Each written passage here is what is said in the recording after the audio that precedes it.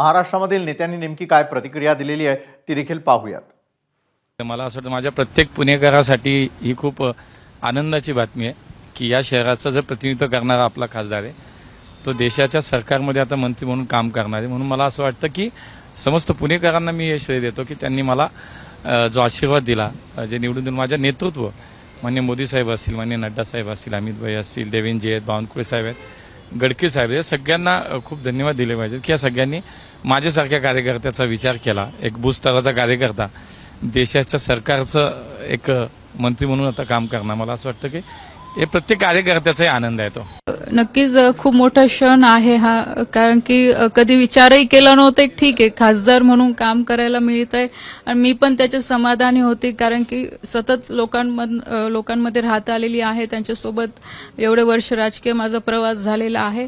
त्याच्यामुळे अशी काही खूप मोठी अपेक्षा घेऊन मी कधी राजकारणात काम केलेलं नाहीये, नेहमी एक कार्यकर्ता म्हणूनच काम करायला आवडलेलं आहे। मी माझा प्रयत्न करेल की येणाऱ्या भविष्यामध्ये मी या आपल्या देशासाठी, आपल्या राज्यासाठी, जनतेसाठी जास्तीत जास्त काय चांगलं काम करता येईल।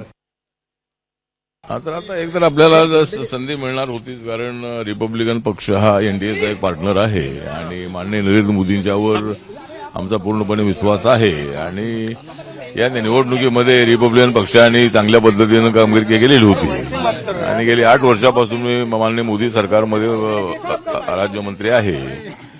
त्यामुळं मला संधी मिळालेली आहे। मला जे पी नड्डा यांचा फोन सकाळी 9:15 वाजता आलेला होता आणि 11:30 वाजता प्राईम मिनिस्टर हाऊसला आमची मीटिंग आहे, त्या ठिकाणी आम्हाला बोलावलेलं आहे। तर मला संधी मिळालेली याचा मला आनंद आहे आणि माझ्या महाराष्ट्राच्या लोकांना आनंद आहे। एबीपी माझा, उघडा डोळे बघा नीट।